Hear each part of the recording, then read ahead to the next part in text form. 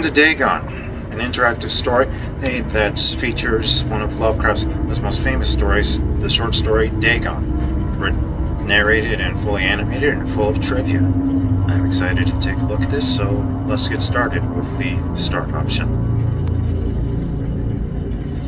I started this before I started recording. I didn't go very far though. So let's get into it. Dagon is a faithful interactive adaptation of H.P. Lovecraft's work focused on story and atmosphere. You will not find difficult choices, action sequences, or inventory management here, and movement is limited to progressing through locations along with the plot. Yeah, so basically it's kind of like a visual novel, but there are no choices. I am writing this under an appreciable mental strain, since by tonight I shall be no more. Interesting wallpaper you got there, buddy. During the game, you will encounter interactive elements. Some of them will allow you to continue your journey. Others reveal interesting facts about the original short story, its historical background, and the author. Some of the trivia is hidden. In order to find these secrets, focus your eyes and look for the Elder sign. Yep, that's the original Elder sign. And by the way, the one that looks like a star with a burning eye in the center was actually described by one of Lovecraft's contemporaries. And the original design looked more like a branch. So as you can see, we're in a pretty humble apartment. Just a chair, think a bed, and some food, and of course our trusty morph. I can't turn my head any farther than that.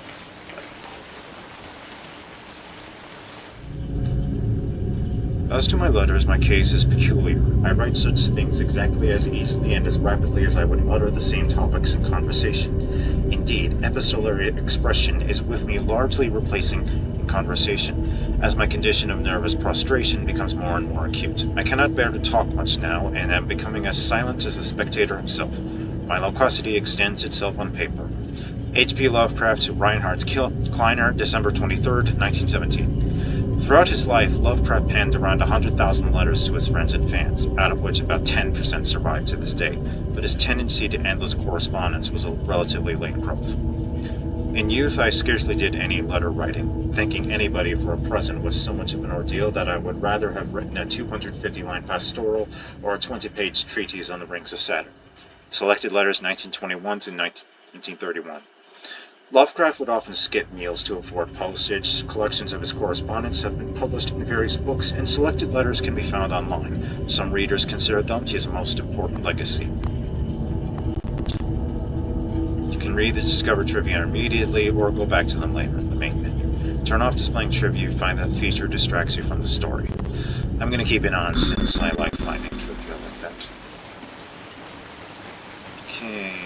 Doesn't look like there's anything else around here, so let's take a look at that morphine. Penniless, and at the end of my supply of the drug which alone makes life endurable, I can bear the torture no longer, and shall cast myself from this garret window into the squalid street below.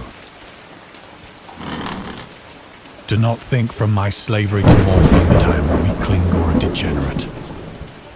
When you have read these hastily scrawled pages, you may guess, though never fully realize, why it is that I must have forgetfulness or death. Let's kind of advance the story. Let's take a look at this. Morphine entered into use in the 19th century and was routinely administered to treat severe pain during the American Civil War and World War I. It was also sold without restrictions until 1914. Well, back then you could get strychnine over the counter as a rat poison, what do you expect? And cocaine was considered a cold medicine. Morphine became more popular after the invention of the hypodermic syringe around 1854. Friedrich Serturner, who, I have no idea if I pronounced that correctly, who first isolated the substance, originally named it morphium after Morpheus, the Greek god associated with dreams. At the time when Dagon was published, morphine abuse, known as soldier's disease, already posed a big problem in the United States. I can't imagine why.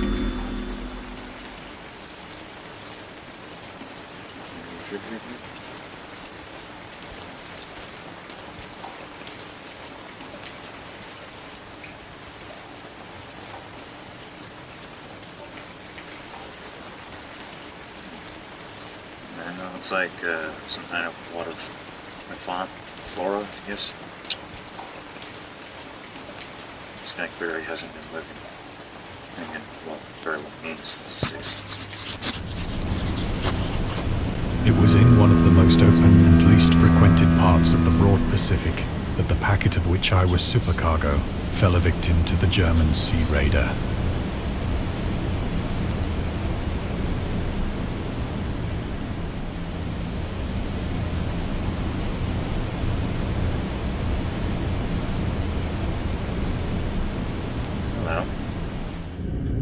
Dagon was written around a month after the United States entered World War I. Lovecraft was actively interested in its course. He composed many poems in which he gave encouragement to soldiers and commented on the events unfolding in Europe. He tried to enlist in the army, which he mentions in one of the letters to Reinhard Kleiner. Some time ago, impressed by my entire uselessness in the world, I resolved to attempt enlistment despite my almost invalid condition. I argued that if I chose a regiment soon to depart for France, my sheer nervous force, which is not inconsiderable, might sustain me until a bullet or piece of shrapnel could more conclusively and effectively dispose of me. Letters to Reinhard Kleiner, H.P. Lovecraft. Damn, this guy didn't have a really high opinion of himself, did he? But even though he passed the physical exam, his mother prevented him from going to the war. She has threatened to go to any lengths, legal or otherwise, if I do not reveal all the ills which unfit me for the army. I am Providence, the life and times of H.P. Lovecraft, S.G. E. Joseph. Providence, Rhode Island, is where Lovecraft grew up and spent most of his life. Man, look at that sky.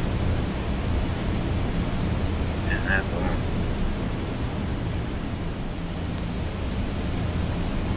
You can see why Lovecraft was afraid of the sea.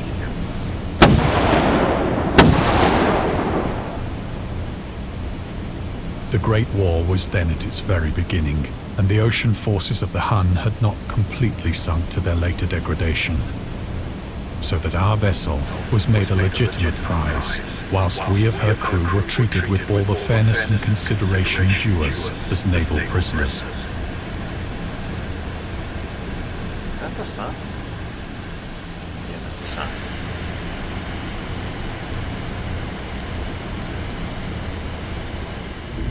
The Huns were Central Asian nomads who established a dominion in Europe and invaded the Roman Empire in the 5th century AD. They were known as brutal, deadly warriors and masters of quick raids who also developed powerful composite bows, lassos, and early siege weapons. During World War I, the British used the word Hun as a synonym for Germans in order to emphasize their brutality. However, the term originated when the German Emperor Wilhelm II gave a speech to his troops on 27 July 1900 before they embarked to China. Should you encounter the enemy, he will not be defeated. No quarter will be given. Prisoners will not be taken. Whoever falls into your hands is forfeited. Just as 1,000 years ago the Huns under their king Attila made a name for themselves, one that even today makes them seem mighty in history and legend, may the name German be affirmed by you in such a way in China that no Chinese will ever again dare to look cross-eyed at a German. The refusal to take prisoners was a clear breach of the laws and customs of war adopted during the First Hague Convention of 1899. Yeah, so I'm assuming his comment about the dues of naval prisoners was ironic.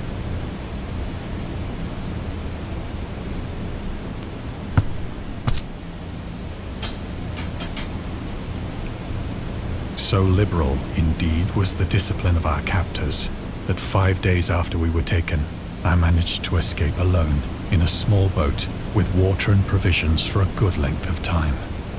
Yeah, but out in the middle of the ocean, dude, was that really a good idea? Right. Considering how things turned out. That's all you took? Yeah.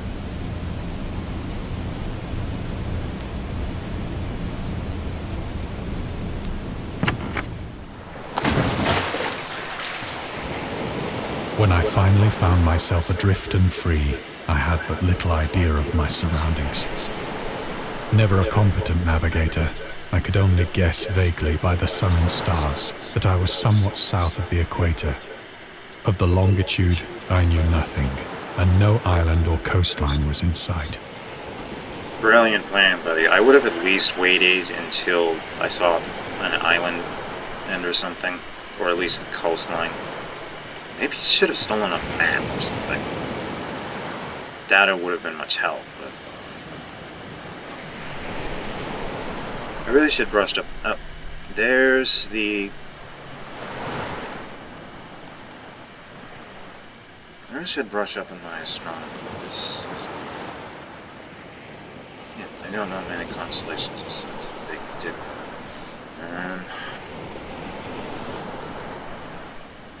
I think that's the Big Dipper, but I can't tell. Moon is in the way. Moon's light is obscured.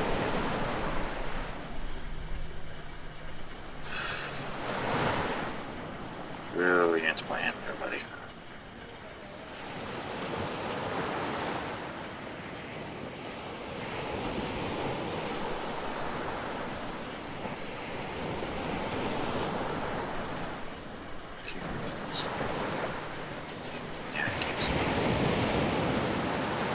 Doesn't look like there's any trivia around here. Let's go. The weather kept fair, and for uncounted days I drifted aimlessly beneath the scorching sun, waiting either for some passing ship or to be cast on the shores of some habitable land. A losing proposition.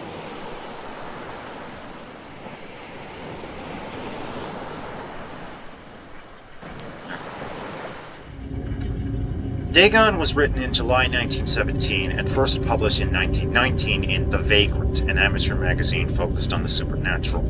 The story is the first of his stories that introduce an element from the Cthulhu Mythos, Dagon itself. A pagan cult worshipping Dagon later appears in The Shadow over Innsmouth, one of Lovecraft's most popular works, and in my opinion, one of his crowning jewels. 1917 is also the year he wrote The Tomb, a story about Jervis Dudley, a daydreamer who discovers a mysterious mausoleum in the woods by his house and becomes obsessed with it. These two works marked Lovecraft's return to short story writing after he burned most of his attempts at the genre 9 years prior and decided to concentrate on poetry. Lovecraft stated that it was his friend William Paul Cook, a literary publisher and critic, who convinced him to start writing weird fiction again. And we're all immensely grateful that he did.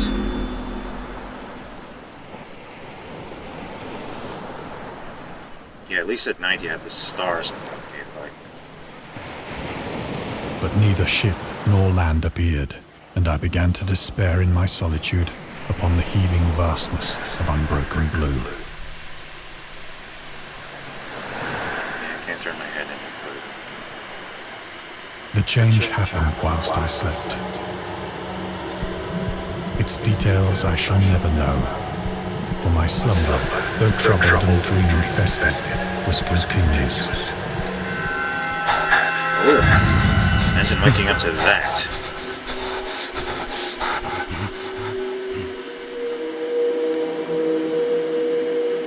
Ugh. Imagine waking up to that.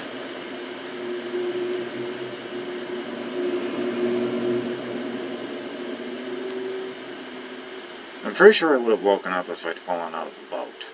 What do I know? Is that... Can't go by.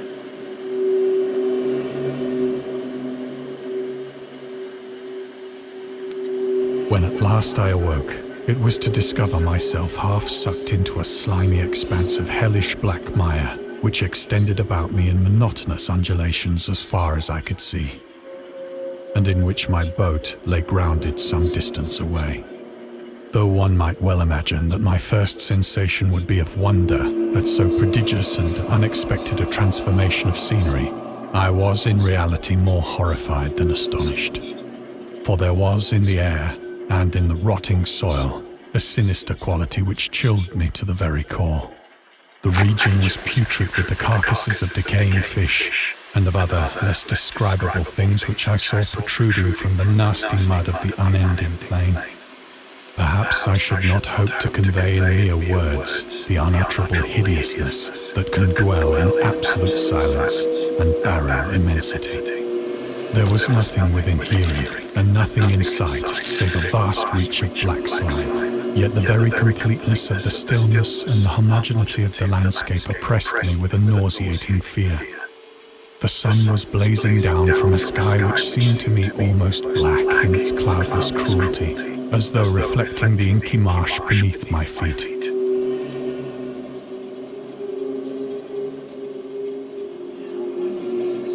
This place is all kinds of freaky.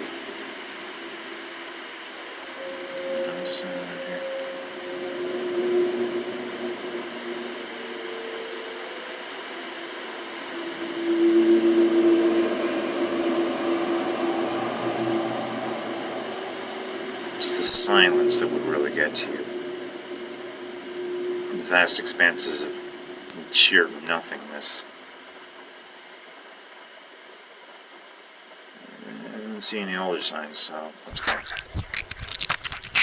Ugh.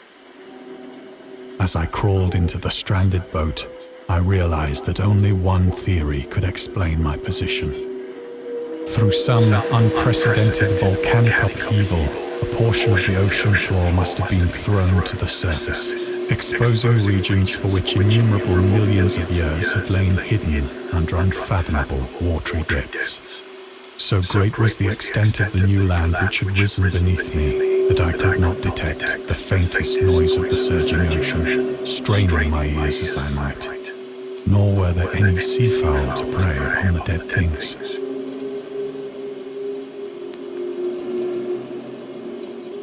These have grabbed a couple of them, went for food. Then again, it might not be easy to tell if any of these were safe to eat.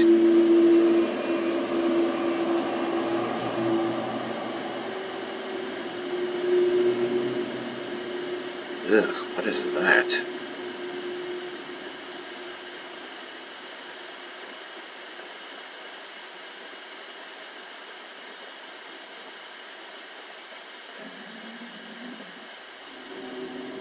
Ugh.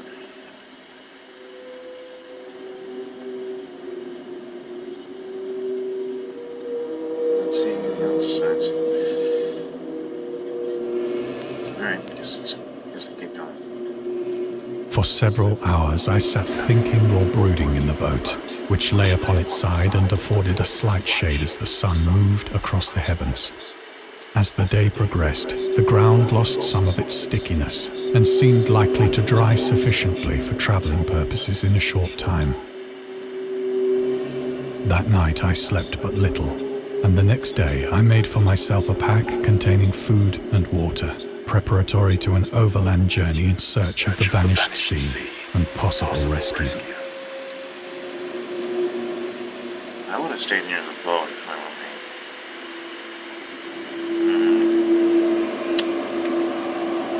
That does seem like the smart thing to do. I mean, what if it sank while it was far away from the boat?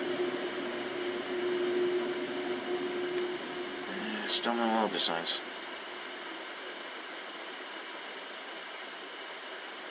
If I missed any, y'all are going to have to let me know in the comments. Feel free to yell at me for my blindness. Okay, granted, I probably wouldn't have been able to keep myself free of curiosity. On the third morning, I found the soil dry enough to walk upon with ease. The odor of the fish was maddening, but I was too much concerned with graver things to mind so slight an evil, and set out boldly for an unknown goal.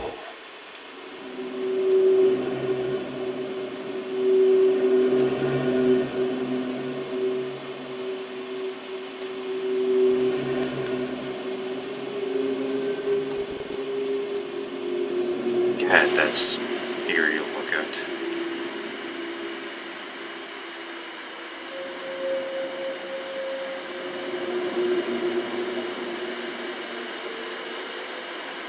Still no alder signs.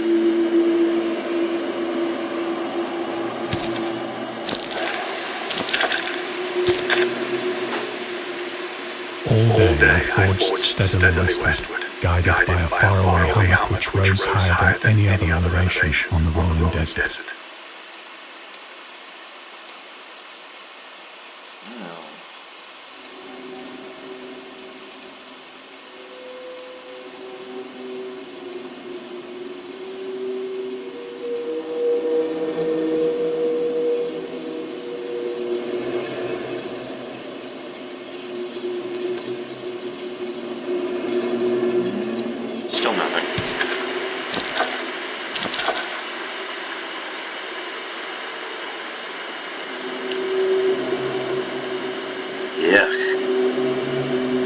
Just try to imagine how badly this place would stink.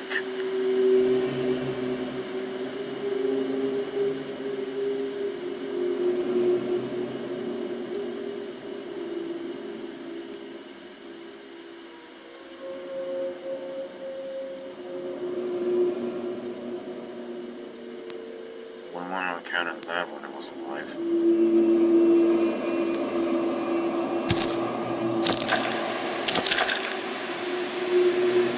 That night, I encamped, and on the following day still travelled toward the hummock, though that object seemed scarcely nearer than when I had first espied it.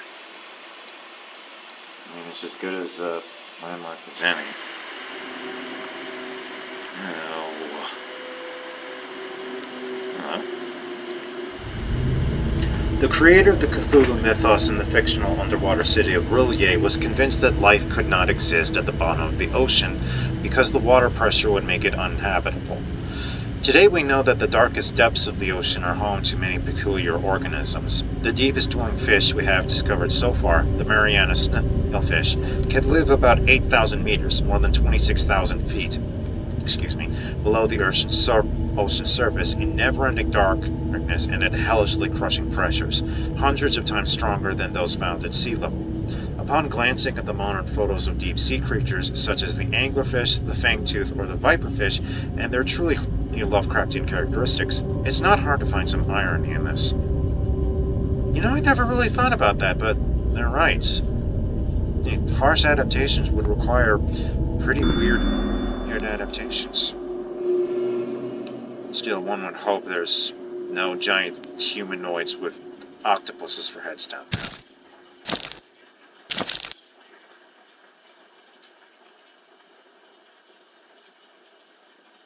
By the fourth evening, I attained the base of the mound, which turned out to be much higher than it had appeared from a distance.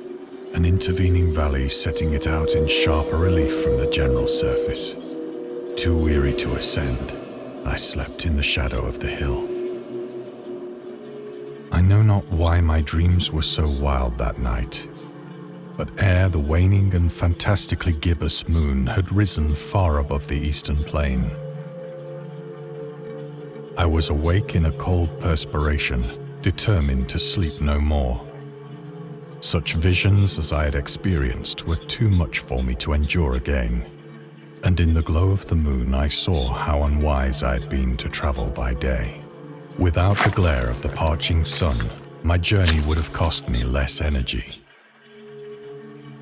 Indeed, I now felt quite able to perform the ascent which had deterred me at sunset. Picking up my pack, I started for the crest of the eminence.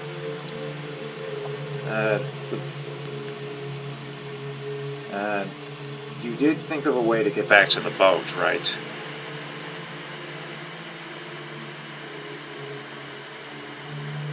Hey, I think that's Orion over there. 3 stars with a belt. This seems like a spectacularly bad idea. I have said that the unbroken monotony of the rolling plain was a source of vague horror to me.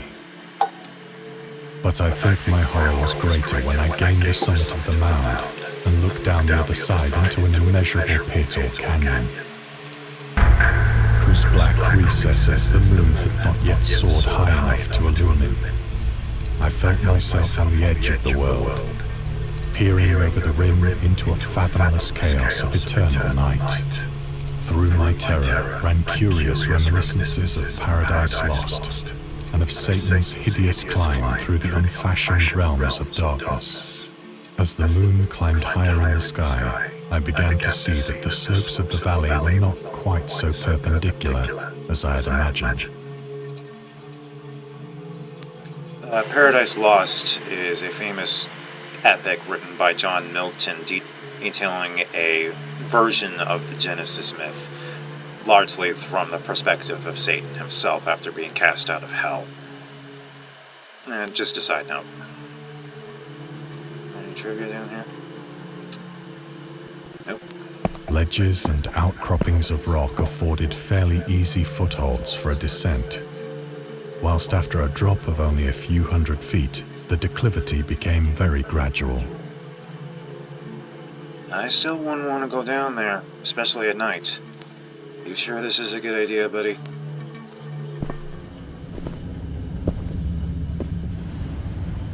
Urged on by an impulse which I cannot definitely analyze, I scrambled with difficulty down the rocks and stood on the gentler slope beneath, gazing into the Stygian deeps, where no light had yet penetrated.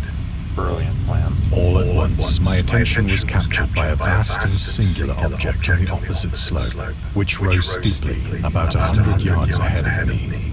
An object that gleamed whitely in the newly bestowed rays of the ascending moon.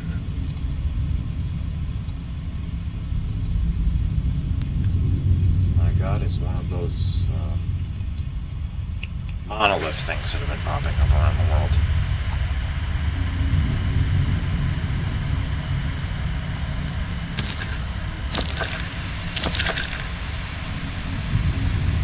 That it was merely a gigantic piece of stone, I soon assured myself. But I was conscious of a distinct impression that its contour and position were not altogether the work of nature.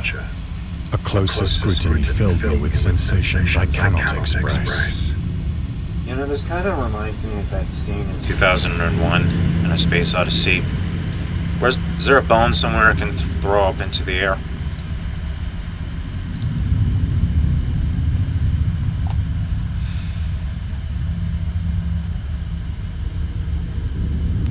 For despite its enormous magnitude and its position in an abyss which had yawned at the bottom of the sea since the world was young, Not that young.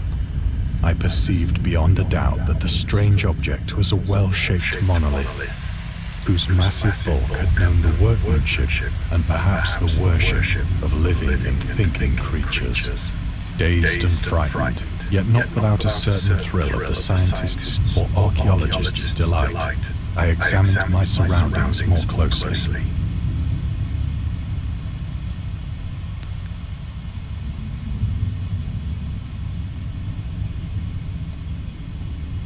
Pretty sure I wouldn't be able to see the older sign.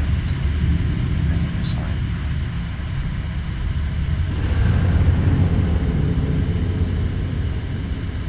Just the background. Stop. You're okay.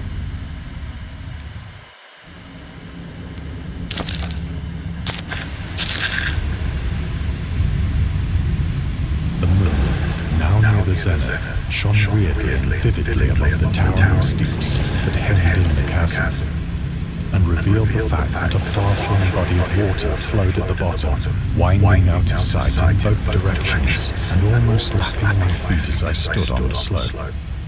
Across the chasm, the wavelets washed the base of the Cyclopean monolith, on whose surface I could now trace both inscriptions and crude sculptures.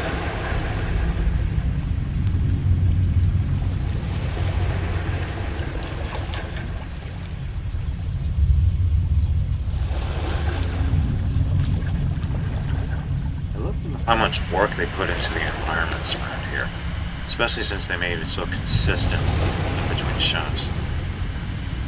The writing was in a system of hieroglyphics unknown to me and unlike anything I'd ever seen in books, consisting for the most part of conventionalized aquatic symbols such as fishes, eels, octopi, crustaceans, mollusks, whales, and the like.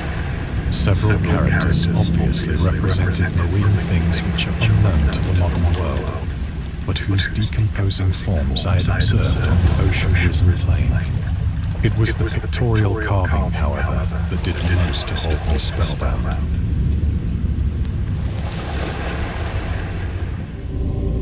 Dagon contains many themes and storytelling methods that Lovecraft developed in his later works, such as telling the story through carvings, such as At the Mountains of Madness and The Nameless City, journals and characters' notes, The Shadow Out of Time, The Haunter of the Dark, islands emerging from the ocean, obviously The Call of Cthulhu, or fictional beings and deities based on real events and mythologies, such as the Migo or Mygo in The Whisperer in Darkness, which are very loosely based off of the abominable snowman. And Mygo is the Tibetan word for it. It's also considered the origin of the popular Cthulhu Mythos.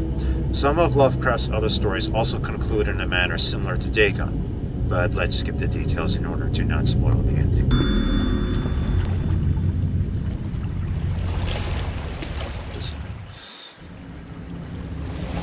You know, these don't look that alien, really.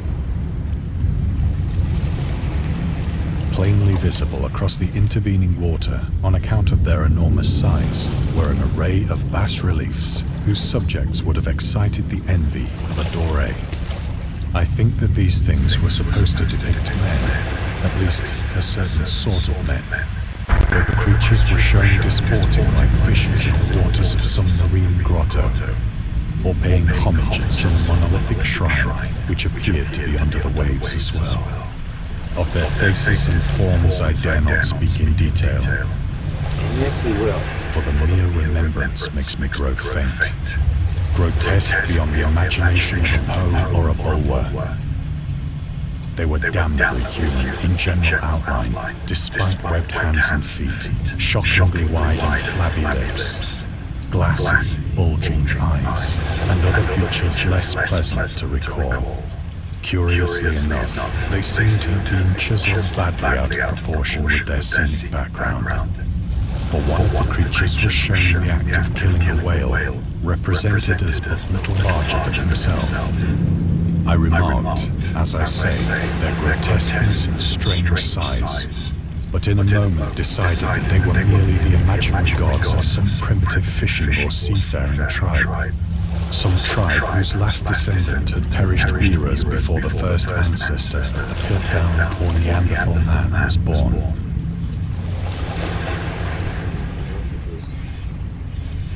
Have prehistoric gods who wish. The Piltdown man, for those of you who don't know, was the fraudulent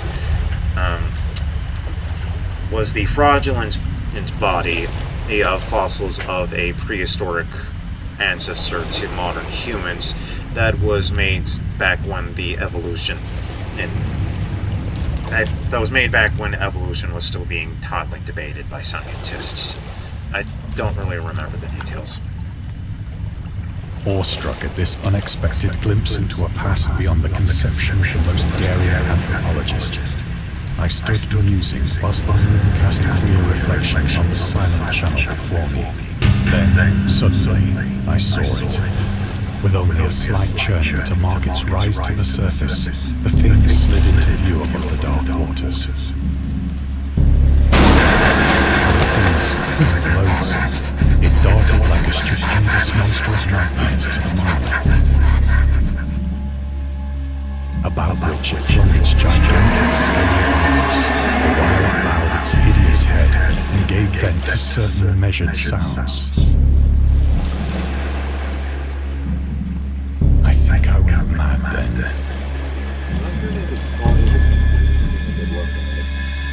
But still got enough. Of my frantic ascent of the slope-burnt cliff, and of my delirious journey back to the stranded boat, I remember little. It took you several days to get on the going journey, mate.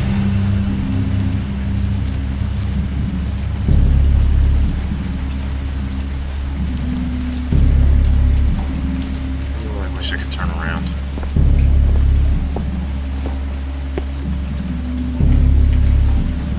I believe I sang a great deal and laughed oddly when I was unable to sing.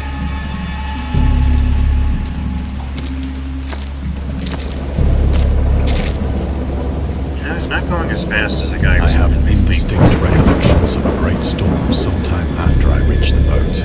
Got back just in time. At any rate, I know that I heard pearls of thunder and other tones which nature utters only in her wildest moods.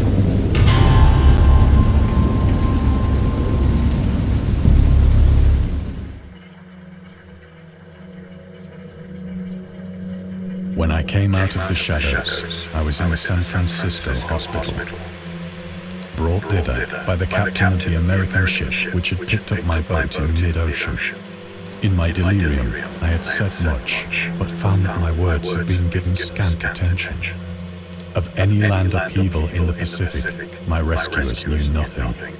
Nor did I deem it necessary to insist upon a thing which I knew they could not believe.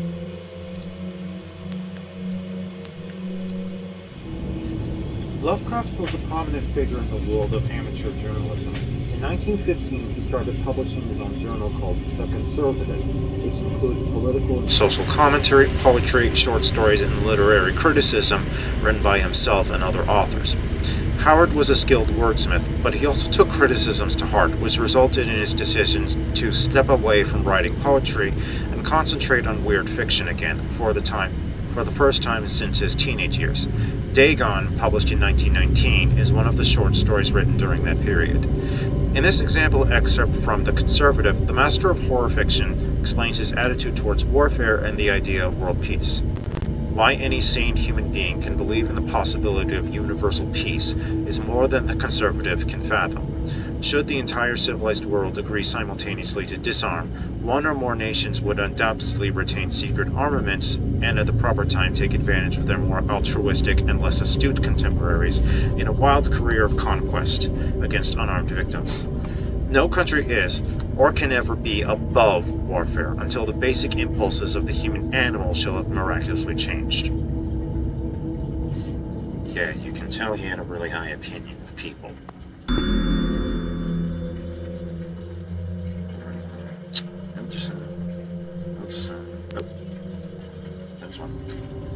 In 1921, Lovecraft released a series of 3 essays, The Defense Reopens, The Defense Remains Open, and Final Words, later published as a collection titled In Defense of Dagon, in which he rebuked a series of criticisms directed at his works. Some notable quotes.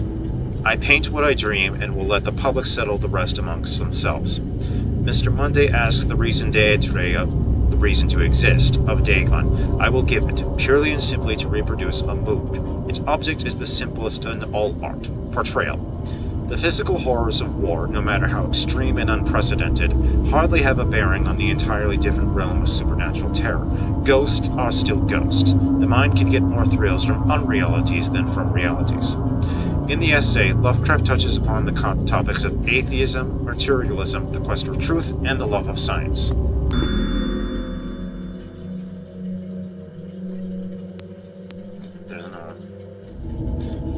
Lovecraft considered himself an atheist and absolute materialist, which he attributed partly to his early childhood, interest in astronomy and science in general. In his own words, I am indeed an absolute materialist so far as actual belief goes, with not a shred of credence in any form of supernaturalism, religion, spiritualism, or transcendentalism, metempsychosis, or immortality.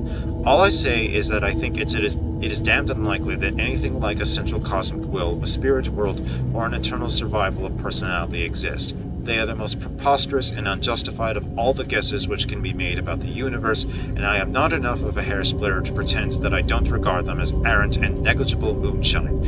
In theory, I am an agnostic, but pending the appearance of radical evidence, I must be classed practically and provisionally as an atheist. Sources: Against Religion, The Atheist Writings of H.P. Lovecraft, and Mythos, The Myths and Tales of H.P. Lovecraft and Robert E. Howard.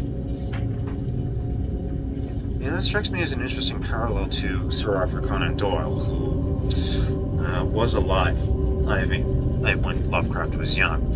He wrote Sherlock Holmes, who was an absolute was a deist, but very materialistic and scoffed at the supernatural, while he himself was very deep into spiritualism.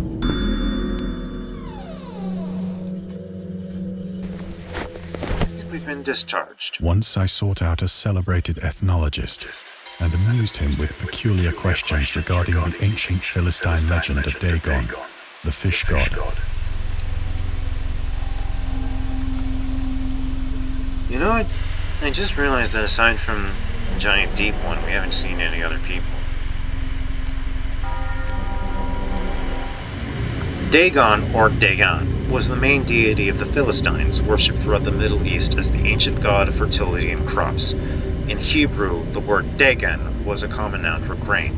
The rulers of Akkad, now known as Mesopotamia, chose him as the patron saint of their war conquest. He also appeared as the judge of the dead in an Assyrian poem, and an underworld prison warder in one of the Babylonian texts.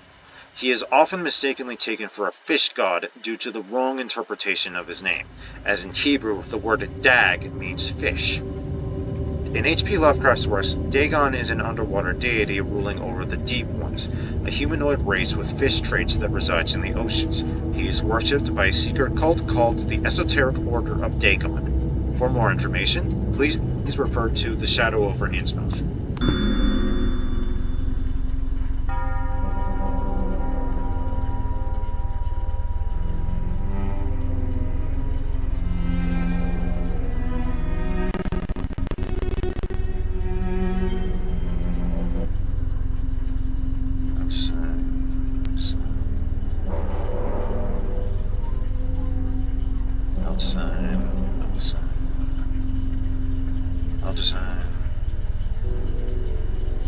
Sneaky, but I don't think so.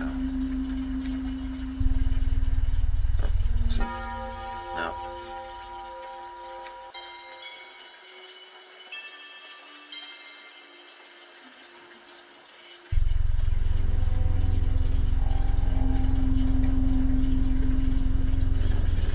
I don't see anything.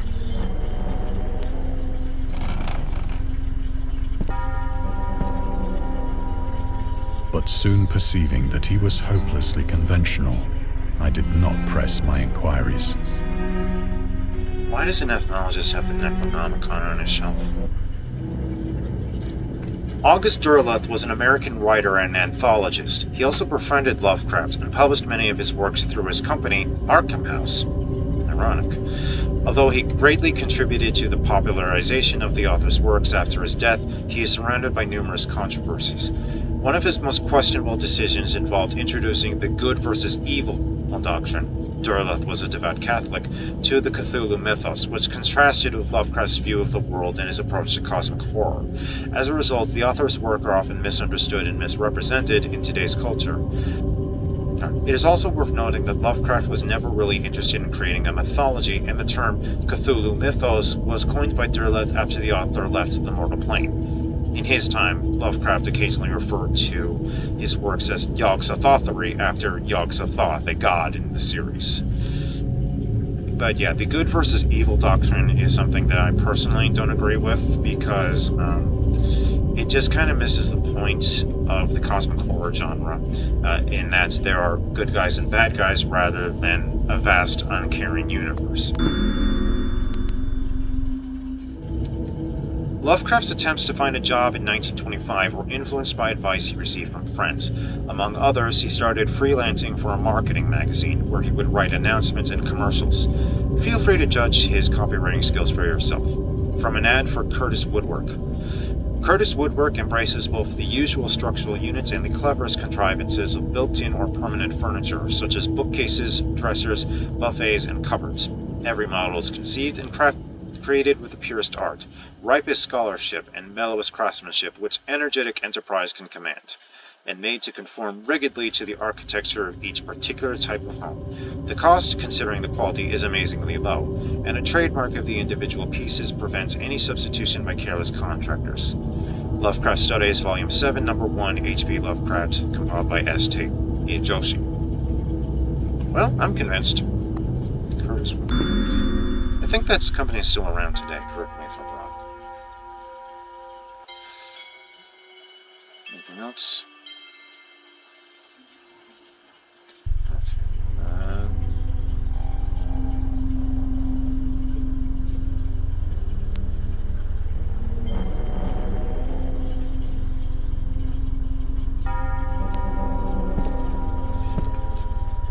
Where's the camera which shows moving all the way to the object?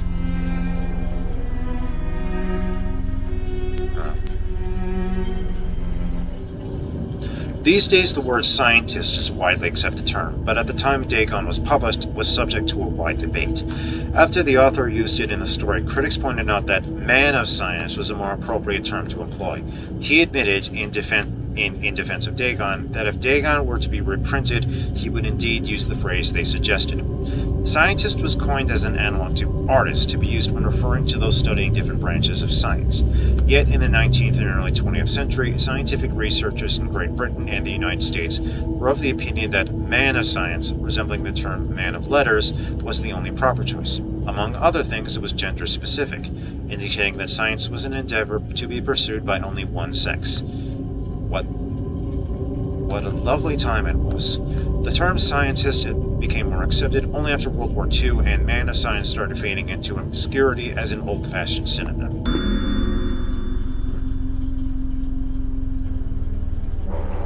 What is that supposed to be?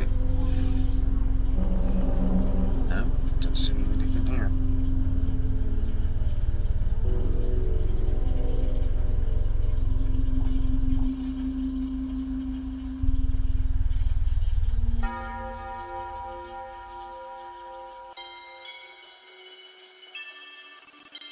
Love this background music.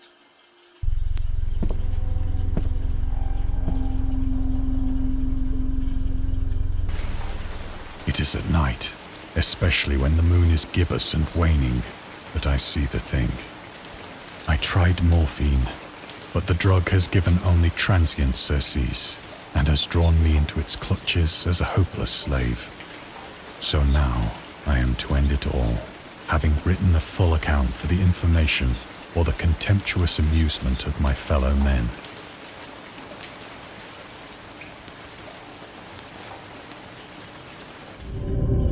Lovecraft hated tobacco, even though he used to smoke when he was 12. Yikes! In order to look and feel like an adult. In his correspondence with his friend Reinhard Kleiner, he claims that he quit as soon as he started wearing long pants. He also had a very strong opinion about alcohol, as evidence to his letter to Zelia Brown, dated 13th February 1928.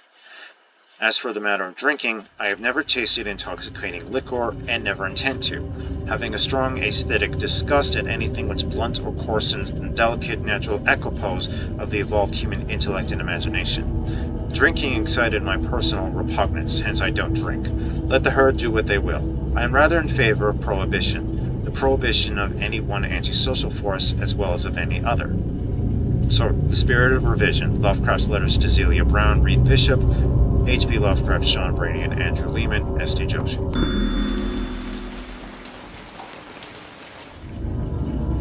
At another house where people were stirring, he asked questions about the gods and whether they danced often upon Lyrian, but the farmer and his wife would only make the elder sign and tell him the way to Nir and Ulthar. The Dream Quest of Unknown Kadath, H.P. Lovecraft. The elder sign is a protective symbol that can be found in various works of pop culture, usually represented by a 5-pointed star with an eye flame symbol in its center. For example, in games inspired by H.P. Lovecraft's writings, like Arkham Horror. It is supposed to ward away all kinds of cosmic horror. However, this is a later version of the sign created by the author's friend, writer August Derleth. In our game, we've used the original symbol as designed by Lovecraft, in the form of a 6-pointed branch, which he sometimes included in letters to his friends.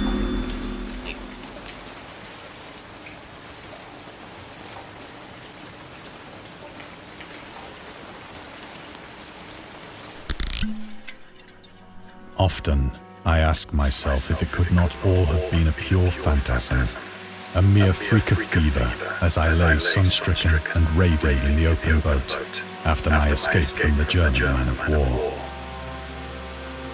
This I ask myself, but ever does there come before me a hideously vivid vision in reply.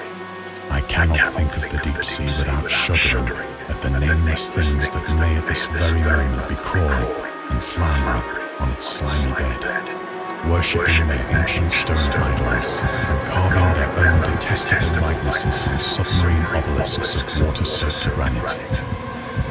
In case you didn't know this, Lovecraft did like to go on. I dream of a day when they may rise above the billows to drag down into their reeking talons the remnants of puny, war-exhausted mankind. Of a day when the land shall sink, and the dark ocean shall ascend amidst universal pandemonium.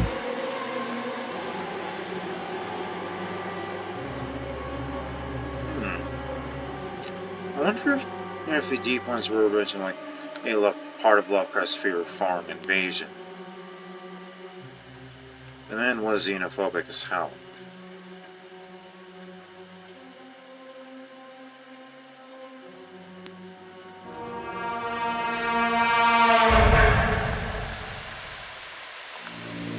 The end is near.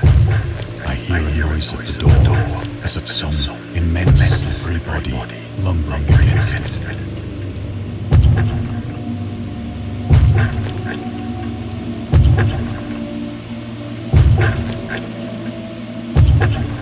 That's not gonna stop him, mate.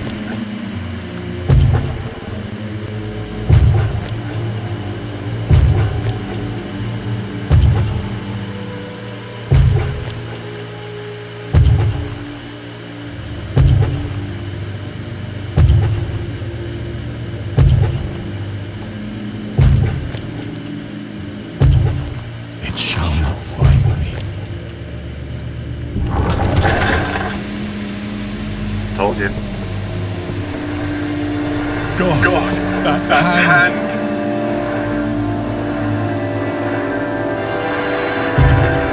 The window.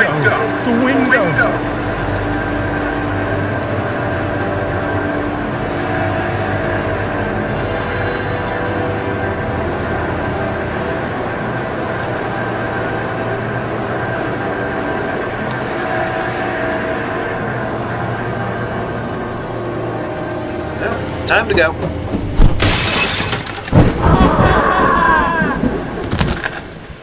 That was a noise people make.